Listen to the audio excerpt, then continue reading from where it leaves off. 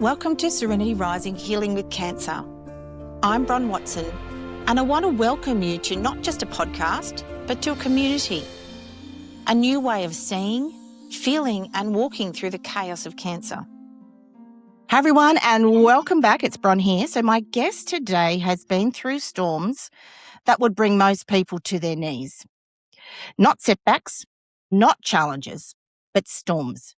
So Bill Derrick is a business leader. He's an author, a public speaker from Western Wisconsin, one of my favorite parts of the world. Hi, everyone, or hi, friends.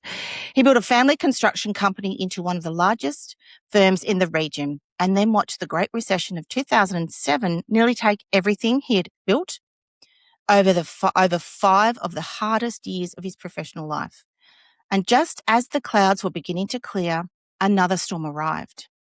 An incurable blood cancer, multiple myeloma, radiation, 6 months of chemotherapy, a stem cell transplant, and right now, as we record this conversation, he's navigating and he's just completed radiation treatment for prostate cancer. I want to say something to our listeners before I introduce Bill properly. Multiple myeloma is my diagnosis. So I don't want to say that to make this about me, but I am just so honored, Bill, to have you here. And that was something of listening and finding out about you that I didn't take lightly. So Bill is the author of Restored by the Storm, Navigating Through Life's Unexpected Challenges. He's married to Jeannie. Is that correct? Jeannie? Great. I got it right. 45 years and the grandfather of 7 amazing, beautiful grandchildren. And he has a gift, the ability to see the blessings hidden in the hardest seasons and to share that in a way that actually lands. Bill, welcome to Serenity Rising. I can't believe I have a fellow multiple myeloma person on my podcast. First time ever. Yeah, we're in the same club, huh, Bron? We're in a club. Great. We didn't ask for this club. It's great to be with you. You know, I really look forward to sharing a few things that your listeners, will find really not only interesting, but very helpful as they go through their lives and their own storms. Yeah, and I love that. So for me, I shouldn't say I'm excited, but I'm really excited to be able to share this with you and to talk through the storms because, multiple myeloma is huge, as we know. But on top of that, you've now got the curable aim of prostate cancer. So like me, my doctor calls me rare, and I don't know if it's a compliment, Bill, to be honest. But anyway, let's get started. So the first thing I wanted to talk to you about actually was, what are the top 3 things you'd want someone in the middle of a storm to hear? I don't want to hear about the polished version, to be honest. I'd like to hear what you wish someone had said to you, and you're still in it too. So what do you wish someone had said to you? Yeah, you know what? I try to be direct and simple about these things, not, like you said, polished and rehearsed. I think the first thing that I like to tell people is the storm will end. And I know that people say, well, when you're in one of those, storms that, drive you to your knees, pull the rug out from under you type storms, they go on, and you think they're never going to end. And you think that this is the rest of my life. It's not.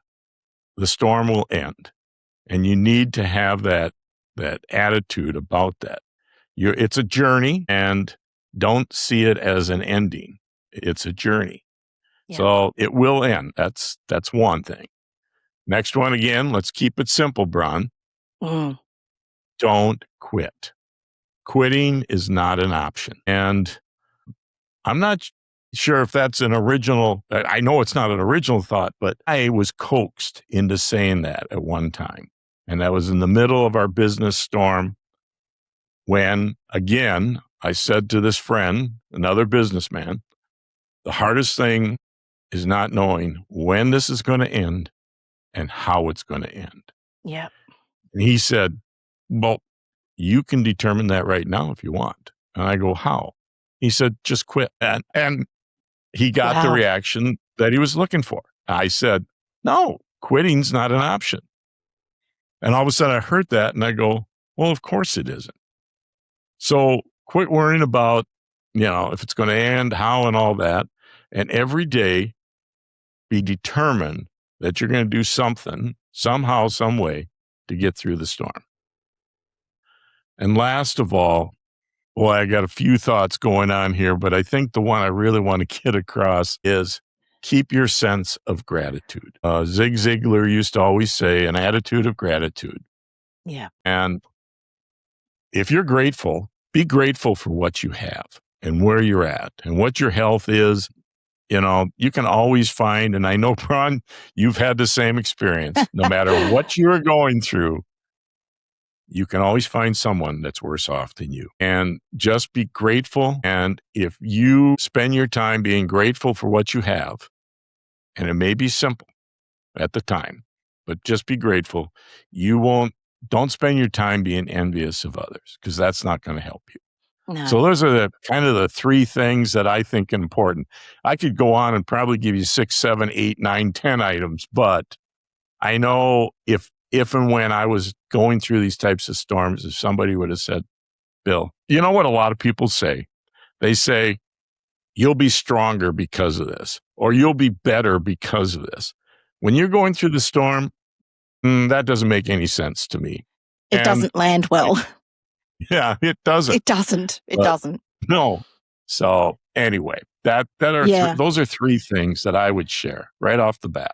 Yeah, I love that. And so, guys, if you haven't, please get out a notebook and write them down or record them on your phone. I remember, Bill, I've just had we've just talking about it off camera. I've just had my 3rd anniversary of the stem cell transplant. And Happy birthday. Thank you. They call it rebirth. I hate that name, but I really want to acknowledge it because we want to acknowledge the science. But as I was looking through my phone and looking at the photos, I'd recorded the sunrise on the morning of the 12th and 13th of July when that transplant was to take place. And I looked back at that and I thought, wow, that was my gratitude at the time, which was, you know what? The sun is rising and I'm here videoing it. I'm in Prince of Wales in Sydney and I'm seeing this sunrise in a place I hadn't been before, as in that hospital. And Yeah. I didn't know what I was doing at the time because I was terrified, of course. And that's what you're saying. It doesn't have to be the gratitude of, oh my goodness, thank you so much. But it's literally the gratitude in the moment of that I was still there to watch that sunrise. And thank you, technology. And I'm still here to watch it again 3 years later. So it's really, I believe, Bill, and I think you and I are so in kindred spirit. We keep it so simple that you can't overthink it. It's really that easy. It's simple. It really is. You don't have time or the effort or the will to make it complicated. No. You just get through the day. Yep. So my next question here is that the Great Recession that, as business owners, I mean, I wasn't a business owner back then, but my goodness, I knew about it. The recession, then myeloma, and now prostate cancer. So you haven't had all the storms one at a time, but as you've just said, a storm will pass. What does it actually do to a person or to a family, to Jeannie, to your family, to your kids when the storms stack? They've stacked up. So what does it do? How has your family coped with all of that? Well, what you do is what we all do is we get around together in a room and we just say, do we want a pity party? Or do you want to just say, hey, Dad, you got this? If it's my kids, my wife and I are very strong Christians. My wife is a prayer warrior. And not only is she that, but I can say this, she's the best caretaker that I believe a man could have. Oh, that is so beautiful. She urged me, coaxed me through the time of treatment with multiple myeloma. My stem cell transplant was on July 18th of 2016, so I just celebrated my 10th. I still remember a lot from that. Happy birthday. Yeah, thank you. But before that, during the business storm, I mean, it was 5 years. Our business, our industry was like ground zero. of the Great Recession. Our business was basically only 25% of what it was before the Great Recession. So just so that our listeners understand, do you mind sharing a little bit about the business so that they know what you're talking about here? Sure. Yeah, it's a family business started by my dad in 1967. We, as in three of us brothers and then one other gentleman, took it over in 1990 and grew it from there. And we were very successful. And it's a construction business, and we also buy and develop property for residential developments and commercial industrial developments. We grew our business. We were able to kind of separate out the silos, if you will. Yeah. Which I'm not saying is a good business move to make, but for us, it worked because we all had our own responsibilities. Gotcha. And we all worked hard separately, but together in the same office, same thing. And we grew our business and we were in control. So, I mean, that's part of my initial story of my book is how I was in control. And then you weren't.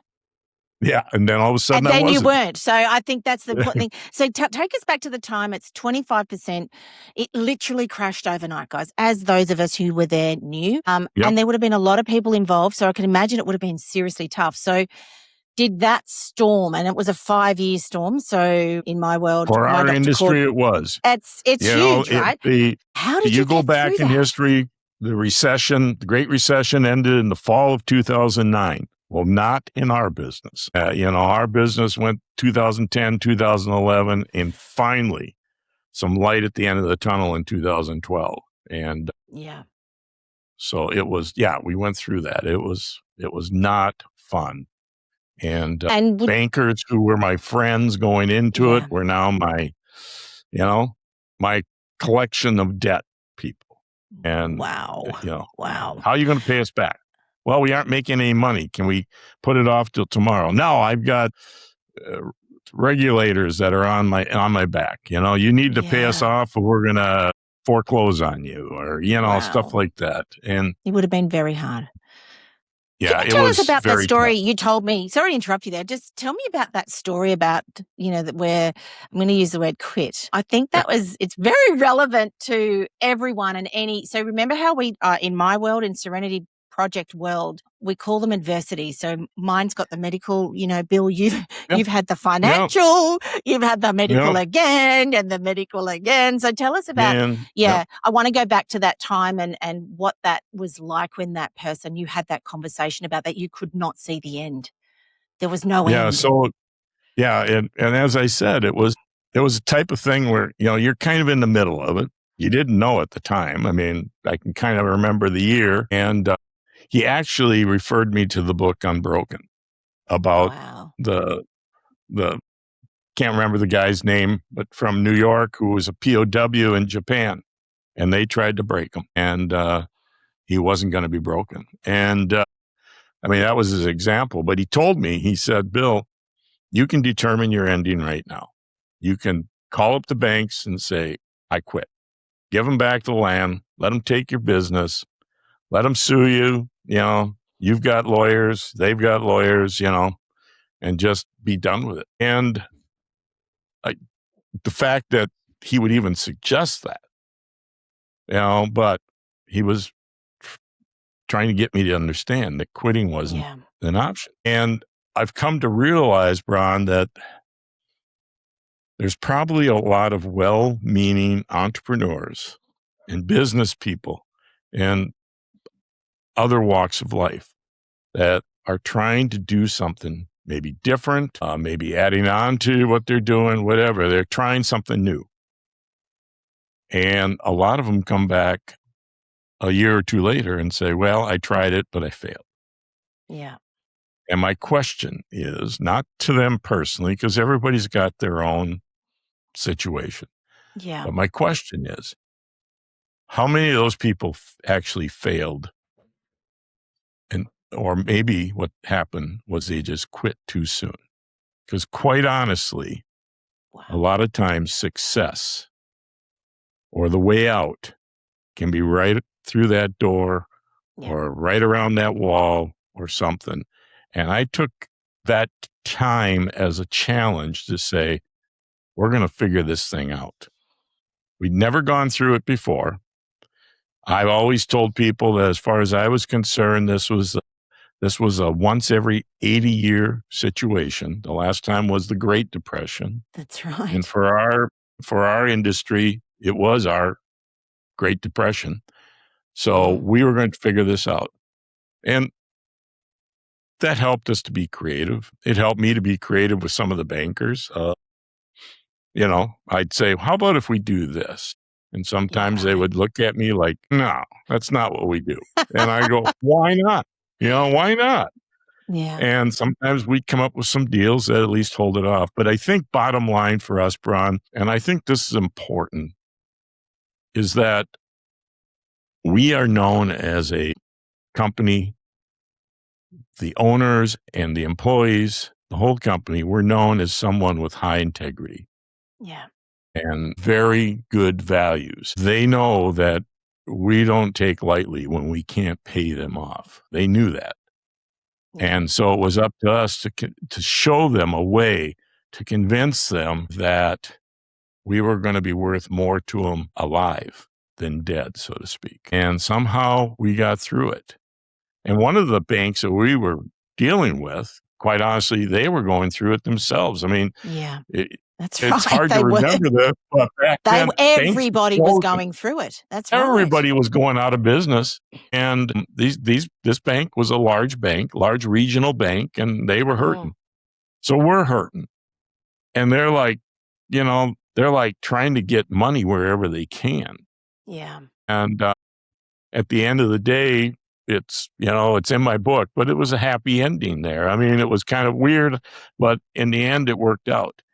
And I think a lot of it is because the gentleman who I worked with at that bank, he was basically the messenger. I mean, but he was a executive vice president, but he felt for us. He knew who we were underneath the face and everything. And he wanted to help us. And he tried helping us any chance he'd get. And so, I mean, those things helped. And once we got through it, did we have some people who maybe weren't as friendly to us after the fact as before? Oh, I can imagine.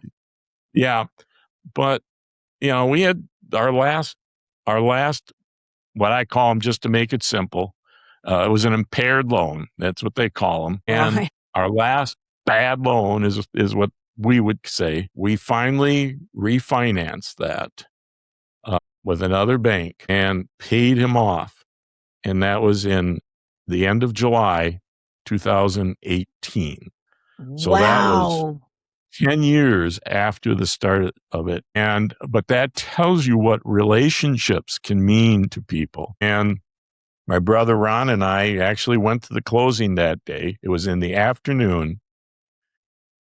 Our father, who had started the firm, our father actually died 12 hours earlier. And I'm sorry to hear that. we were feeling it, and the banker was very good about it. He knew our dad, and he said, hey, we can put this off. And we said, no, we want to take care of it. That's what Dad would want us to do. And so I just think that's a great story, both for the bank that helped us by refinancing, but also for the financial institution that allowed us to go that long. We were paying, but we had to redo terms in order to do it. And and from those lessons, that's the first big storm. So then we go to the second storm, which is now the adversity of health and a life-limiting, threatening disease. Life-threatening situation, yeah. Okay, and so that's why I always say to people, please don't Google multiple myeloma because you'll be horrified at what you read. So here we are, Bill, you've now moved into your next major storm. Was there anything that you had learnt, like this is where I'm coming from, is in with adversity, it comes in all shapes and sizes. Like in my world, I call it the path of healing. And you're now into this next very major storm. What's something that you as a leader back then, because now you're leading yourself and your medical, you're now You're now, as I call the ecosystem, you're now the CEO of yourself. You're the CEO of your ecosystem. What's some of the skills or what's some of the lessons you'd already learned that you could have brought to this second major storm? Well, Bron, part of what the question that was still in my mind of as going through the Great Recession and what was going on, it was like, God, what's the purpose for me going through this? I'm not saying I blame God or was saying that, God, why'd you do this to us? But it was kind of like, what am I supposed to get out of this? Yes. And I don't know that to start with, just okay, people, just so you know. You mightn't know in the first little bit. Give it a chance. And so now all of a sudden, the aches and pains start, and I think it's stress and, the result of stress and all that. And then, a blood test for something else is taken and, high protein levels and they, you gotta go see a hematologist. And I asked the doctor, I said, so what are you telling me? I mean, do I have cancer? And he says, not up to me. You need to go see a hematologist. And he said, I've just warned you, most hematologists are usually in a cancer clinic. But anyway, at least here in the States they are. But so I went and did a bunch of tests and, those tests, some of them are very painful. And, and on Thanksgiving of 2013, our doctor, he called me at home. I told him to. Wow. He called me at home and he said, the tests are in, verified. You have multiple myeloma. We already had a meeting with him on Friday after Thanksgiving. And so that was set up, but he promised me he would call when he got the results. We met with him and he said, your reaction is not the typical reaction, neither myself or my wife. It's not the typical reaction we get when someone has just been told that they have a malignancy that could kill them. And I don't know what I said, quite honestly, but I will tell you, in recalling that time, I'm saying, you don't understand. I just went through 5 years with my business. And all of a sudden now I realize that I was being prepared. My heart, mind, soul, strength, everything. I was being prepared to just basically lay it on the line and say, I definitely not in control. If I thought I still had a little bit of control left, I know now I am not in control. I can control my attitude, my effort. And the rest is I'm dependent on a bunch of other people at this point, not to mention God. Yeah. And so that was kind of my reaction. And I'm somewhat thankful. Don't get me wrong. In hindsight, I wish we wouldn't have gone through the Great Recession, but I am thankful. One of those blessings I talk about is that I was blessed to have been prepared for the fight of my life, literally. Yeah. And so that's kind of where I was at then. Wow. That is huge. Huge. Well, because I had a gentleman, radio guy that interviewed me one afternoon on his talk show for Faith Radio out of the Twin Cities. And he said, that's remarkable insight, Bill. And I go, yeah, I guess. Yeah. And he said, did you have that insight while you were going through this? And I go, good question. well, I think it would be a better story if I said yes, but really the insight comes after the experience. Yes. And you need to look back. And that's what's important. Bron, between the two of us, we can tell some great stories right now. I mean, we can tell a lot of stories. They'd be entertaining. Yeah, there'd be some tear jerking. I've got some wet eyes just talking about it. And everybody would like to hear, well, how'd you get out of it? That's kind of neat to hear. But the most important thing about our stories is what we've learned. Agreed. And what we can pass on to others to help them. while they're going through their times of trouble, their adversities, their storms.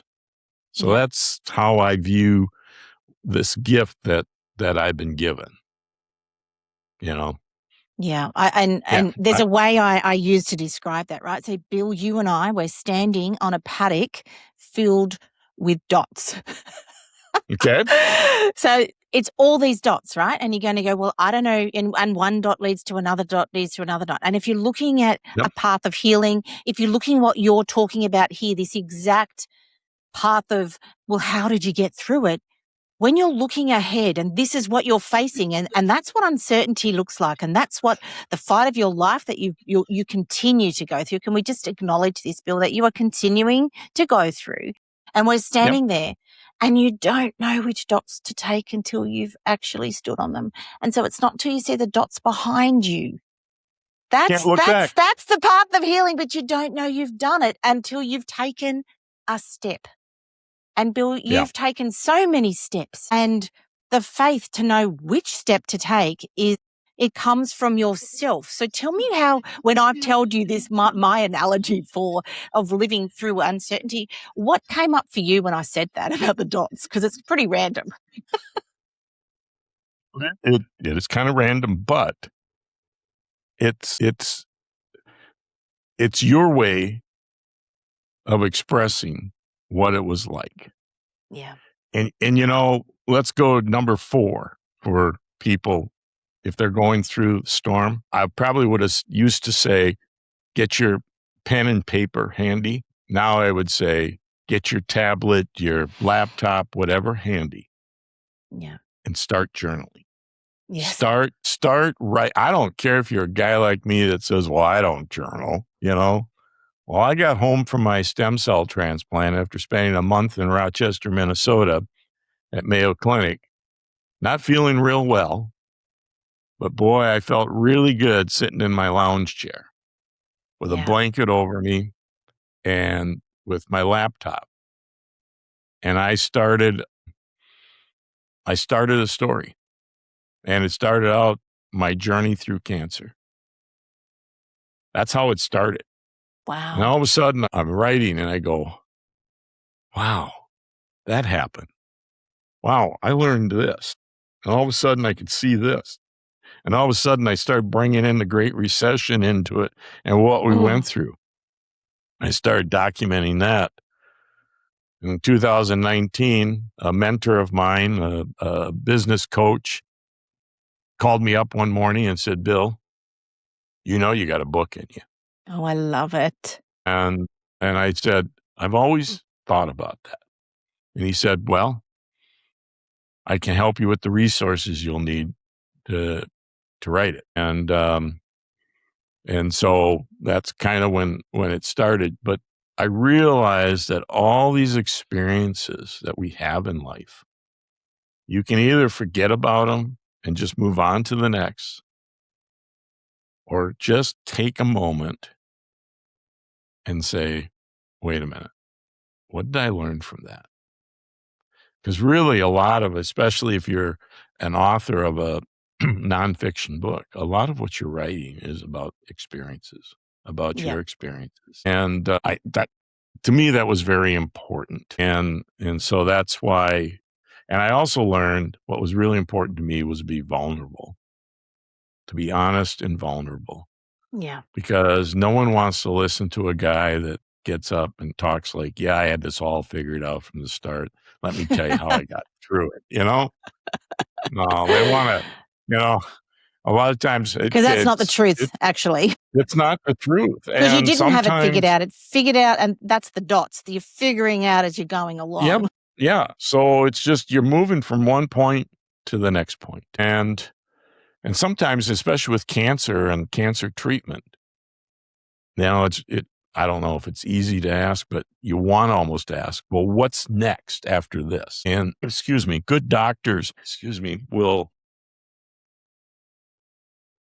I think good doctors will say, don't worry about what's next. Yep. Let's tackle this first. Yep. Let's tackle this and don't worry about what's next. And I think with some of these things, especially cancer, You and I talked about it. You can go on the internet now and you can read all sorts of things. Man, it'll scare you. I mean, I shouldn't be here today. Yeah, you should not. If you looked at statistics and that's research, the research is that Bill shouldn't be here. And Bill is here. When I was very much diagnosed here. in 2013. Did they give you a diet? Did they? The I hate average to ask. life. Yeah, did they give you a prognosis? Like, were you asked if you wanted a prognosis, or did they just? Were you given one at the time? They did not. They did not. Fantastic. They I allowed love me that. to kind of. Jeannie and I did some of our own research, and some of this stuff. It's like, well, you got a 50% or certain percentage to live this many years after, and all that. Yeah. I just wanted to know how long I was going to live. And the best we could find was the average life expectancy was 7 years. Yeah. And I told my doctor that, and he said, yeah, that's whatever. And I said, well, here's the deal. The only reason why I bring it up is because my brain knows what 7 years means. It's the top of the bell curve. And I said, there's a lot of room on the other side of that bell curve. And that tail almost goes on forever. Forever. So I'm willing to do whatever I can, whatever you need me to do. Jeannie is willing to do whatever she has to do. I just need you to do what you can do. And I want to get to that other side. And, that's, we read the stories. I mean, Sam Walton, the founder of Walmart, when he was diagnosed in the late 90s, he was basically told, you're going to die. Yeah. Get your estate in order. Can you imagine telling Sam Walton, get your state in order? But and he died within a couple of years. I mean, they didn't have much then. If you or I would have been diagnosed with this 20 years ago, we probably wouldn't be talking right now. No, we wouldn't. And that's the thing. But I think from what I'm hearing here, and for someone who's in this space, what you've just said about the bell curve, and that's the thing with prognoses and numbers and research, is it's all based on statistics, right? You and I, we are not statistics. We are people. We're not statistics. So when we focus on the people, and yes, we're not playing Pollyannas and, rainbows and lollipops, but that your take on that bell curve, you got to get in the other side. That is the biggest takeaway I've heard in a very long time, Bill. And I want to say thank you for that, because for our listeners, I just want you to really acknowledge that you have no idea how important that is to be a thinker of that kind of understanding of these numbers. When you understand numbers, when you deal with numbers, all that in your life, I've got, the MBA in finance and all this, and I know the numbers. Well, I used to, but you don't have to know them all now. No, I don't have to know them now. I got people who know. You employ people for that. But no, it gave me something to shoot for. Instead of this cloud out in front of me of not knowing, well, what's going to happen when I step into that cloud? Well, no, I needed something to shoot for. I didn't know what was going to happen. But I'll tell you, I mean, right now they say the average duration of a stem cell transplant, they have enough now on record, I think they say is 54 months. So 4.5 years. Right. Well, I just celebrated my 10th anniversary. Yep. And I know plenty of people who have, guys. Yep. And when I was diagnosed, my doctor would always say, and he speaks all over the world about multiple myeloma, he would say that I'm never going to use the word remission with a multiple myeloma patient. Well, now they use the word remission. They do. And, so things change. And so if you were just to read that snapshot in time where you were at back then and believe that to be true and never is going to change, what hope would you have? You wouldn't. Well, you know what you'd do? You'd probably do, which is what we spoke about before, you'd quit. And what happens when we quit? Everything will take over and you have just let go of the rope. Yeah. Is my way of putting it. And so I tell people that I'm a walking, talking mirror. Quite frankly. I mean, miracles happen, people right? tell me that God doesn't work miracles anymore, I'm a miracle. You are a And walking, talking miracle. And not only that, yep. Bill, I want to thank you because you share your message across the world and you've written a book. Now, before we, because we are getting closer to time, but I wanted to talk about how has this impacted you, these storms, as a leader? Because not only you're a leader of yourself and a business with obviously a lot of people and a family, what have these storms taught you to be a better leader?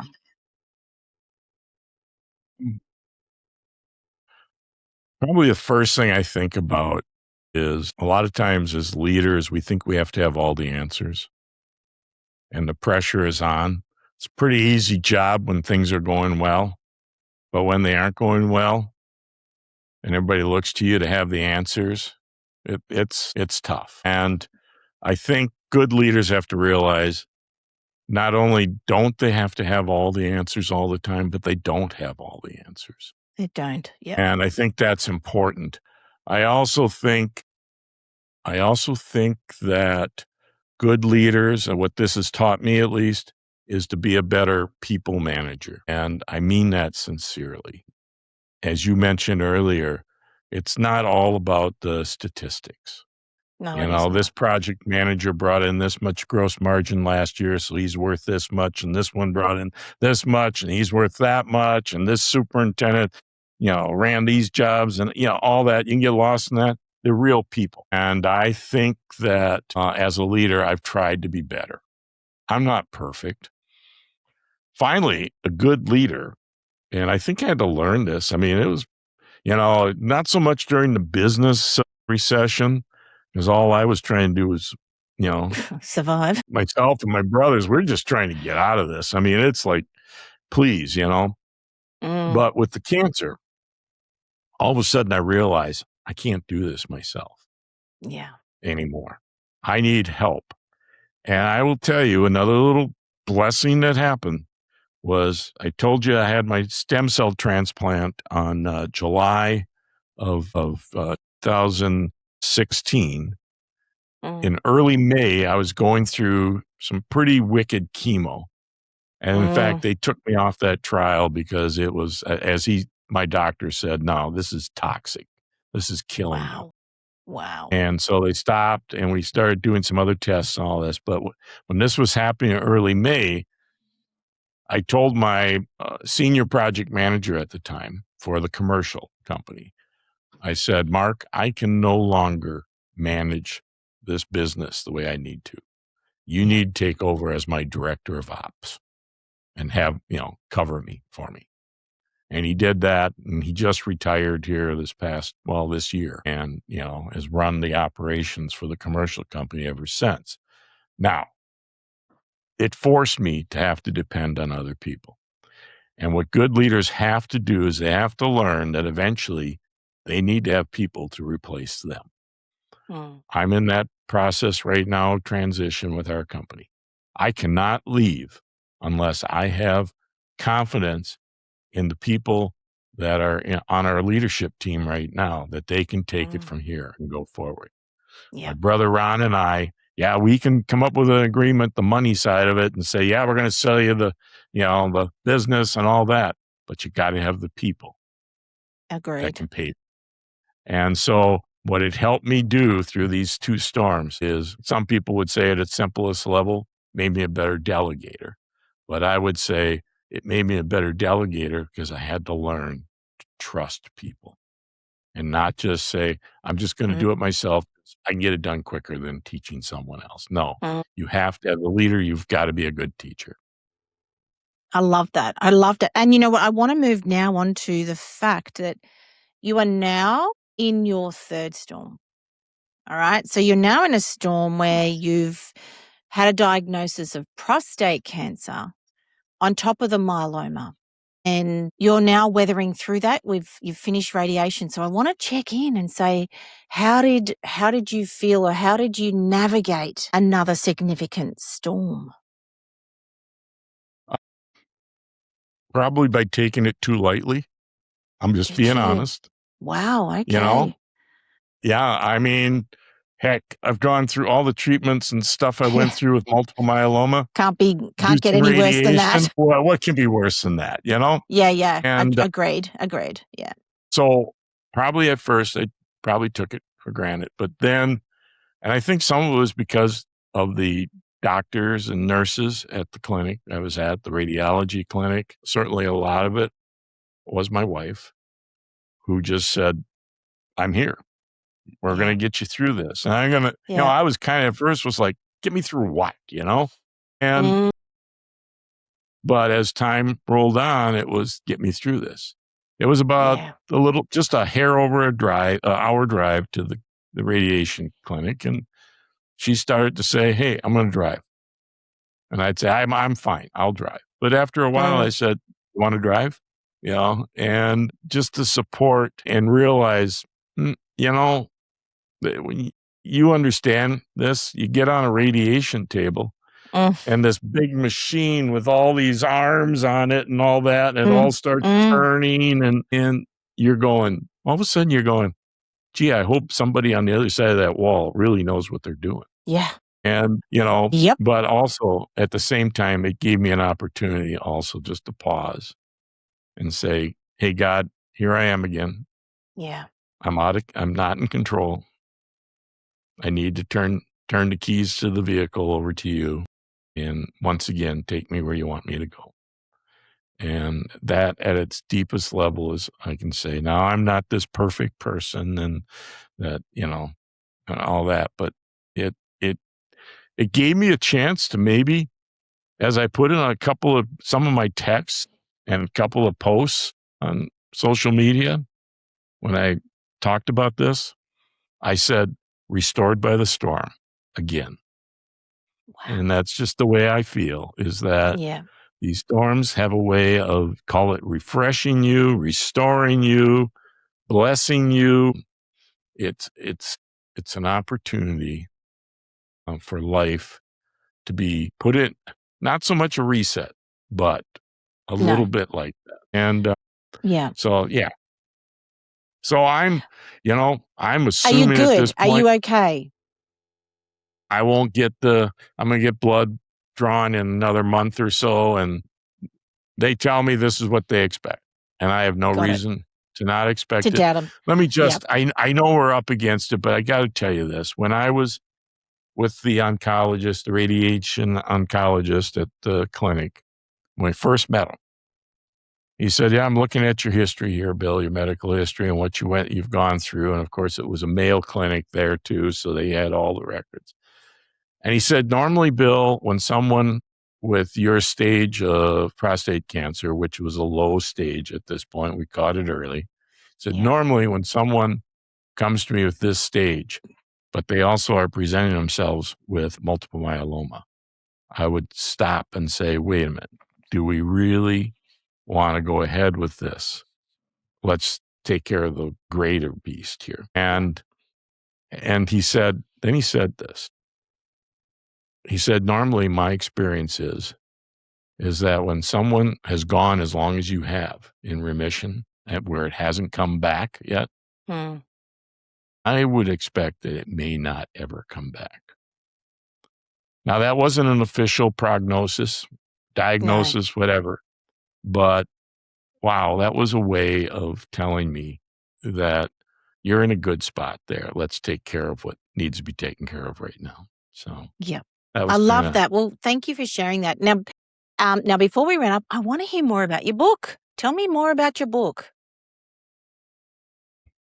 The book is Restored by the Storm, Navigating Through Life's Unexpected Challenges. It took me 3 years to write. I wrote it kind of through the pandemic. I have no excuse for taking that long, other than maybe some procrastination, or because I am convinced that God kept me alive for a reason. Yeah. Maybe there was a part of me that thought he was keeping me alive to get my book finished. And I thought, well, let's just slow this process down, But it was published in October of 2024. I just had a lot of fun with it. I love that. I love it. It's not about selling books to me. I know, but what I want to know is, because it's not what people, when people write books, in my opinion, and I'm remembering I've been in marketing and I run my own marketing agency, have done for a very long time. I want to acknowledge you and I want to share that, because it takes it's a storytelling process, which means Bill has a story to tell, and it's a big one. And so we want to shout that out, and I want to say congratulations, because it's a really big deal. So why wouldn't we want to share that? So I want to thank that. I also want to thank you for being on here today and sharing your wisdom of weathering and going through storms. Notice how we're talking about we're going through them, because sometimes you can't go around them, and your just your strength around letting go of control. Like, that's something that I know to be so important to becoming the best person you can be, so that no matter what, you're okay. So, I take pride or joy in the fact that I know my book has sold all over the world, which is kind of cool. I suspect Love it's that. probably going to sell a couple copies in It's Eastern going to be Australia. Absolutely. But not, again, because of the sales. You know the point. No, it's not. It's you not. all write the book for a reason, and my reason is to get my message out to help other people. If anybody wants to get in touch with me, they can go to my website, BillDerrick.com. Pretty simple. And we'll have it all in the show notes. Yep. And they can contact me and say, Bill, I heard you, and you were on some podcast, and I heard you talk. I'm willing to talk. And, certainly I enjoy getting up in front of a crowd of people and businesses, organizations, and just saying, hey, we all go through storms. We're not immune to them. Here's what I went through, and here's what I learned. And I hope it'll help you. I love it. Well, thank you. Thank you so much for being here today. And for all our listeners, I also want to thank you. I want to thank you for subscribing. We're in, I don't know how many countries, over 30 countries now. And so I just want to thank everyone. I want to thank you, Bill, and that we are sharing this message of what I call Serenity Rising. That's what it's called. That's why it's called Serenity Rising. But thank you, Bill. Thank our listeners. And if it's been valuable, please share it with someone who may need to hear this today. So thanks again, and we'll see you on the next episode. Thank you so much for joining me today. It's been great having you here. And what I would love you to do is leave a comment or ask a question using my fan link below this episode and on every episode that we post. I would love to hear your thoughts, your questions, and I'll get back to you. Have a great day, and bye for now.